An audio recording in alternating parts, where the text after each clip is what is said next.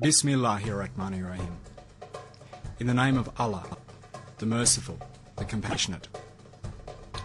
But he cried through the depths of darkness, "There is no God but you. Glory be unto you. I was indeed among the wrongdoers." When he called upon his sustainer, saying, "Verily, harm has afflicted me, and you are the most merciful of the merciful." But if they turn, Allah suffices me. There is no God but He.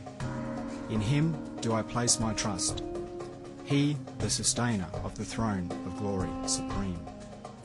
For us, Allah suffices, disposer of affairs.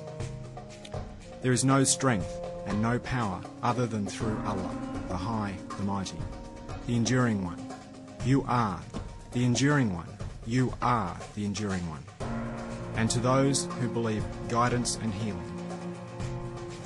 This, the first section of the 31st letter, consists of 6 flashes, each of which depicts one of the above verses and phrases. The recital of each of these 33 times, particularly between Maghrib and Isha, the prayers at sunset and nightfall, is highly meritorious. The first flash.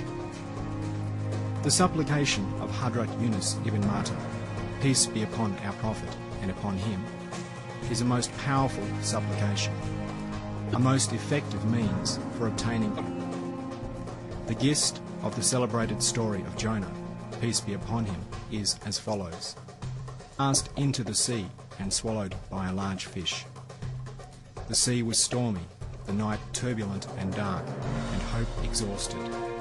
But it was while he was in such a situation that his supplication, "There is no God other than you, glory be unto you. Indeed, I was among the wrongdoers," acted for him as a swift means of salvation.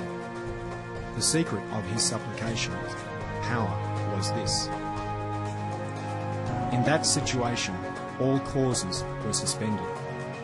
For Jonah needed to save him one whose command should constrain the whale and the sea, and against the night and the sky. The night, the sea, and the whale were united against him. Only one whose command might subdue all 3 of these would bring him forth on the strand of salvation. Even if the entirety of creation had become his servants and helpers, it would have been the causes have no. Since Jonah saw with the eye of certainty that there was no refuge other than the causer of causes, and unfolded to him was the meaning of divine oneness within the light of divine unity, his supplication was able suddenly the night, the sea, and the whale. Through the light of divine unity, he was able to transform the belly of the whale into a submarine, and the surging sea, which in its awesomeness grew a volcano, into a peaceable plain, a pleasant place of excursion. Through the light of unity, he was able to sweep the sky's countenance clear of all clouds, and to set the moon over his head like a lantern. Creation that had been pressing and threatening him from all sides now showed him a friendly face from every direction.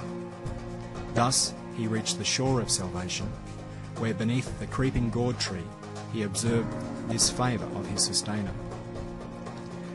Now we are in a situation 100 than that in which Jonah, peace be upon him, first found himself. Our night is the future. When we look upon our future with the eye of neglect, it is 100 times darker and more fearful than his night. Our sea is this spinning globe. Each wave of this sea bears on it thousands of corpses, and is thus 1,000 times more frightening than his sea. Our fish is the caprice of our soul, which strives to shake and destroy. This fish is 1,000 times distant than this. For his fish would destroy a 100-year lifespan, whereas ours seeks to destroy a life lasting hundreds of millions of years. This being our true state, we should, in imitation of Jonah, peace be upon him, avert ourselves from all causes and take refuge directly in the causes, that is, our sustainer. We should say, there is no God but you. Glory be unto you. Indeed, I was among the wrongdoers.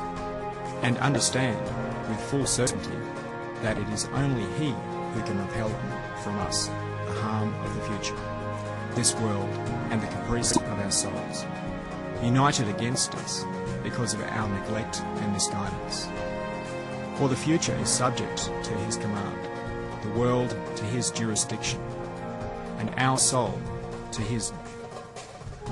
What other than the Creator of the heavens and earth, who can know the most subtle and secret thoughts of our heart, who can lighten the future for us by establishing the hereafter, who can save us from the myriad overwhelming waves of the world?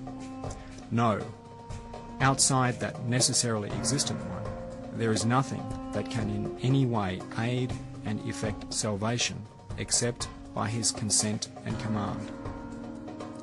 This being the case, considering that as a result of his supplication, the whale became for Jonah a vehicle or a submarine, and the sea a peaceable plain, and the night became gently lit for him by the moon, so too we should make the same supplication.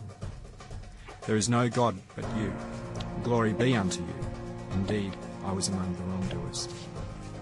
With the sentence, there is no God but you, we draw the gaze of mercy upon our future. With the word, glory be unto you, we draw it upon our world. And with the phrase, indeed, I was among the wrongdoers, we draw it upon our society. Thus, our future is illuminated with the light of, and the moon-like luminosity and the awe and terror of the night are transformed into tranquility and joy. Embarking on the ship of the truth of Islam, fashioned in the dockyard of the most wise Quran, we may pass safely over the sea of this earthly abode.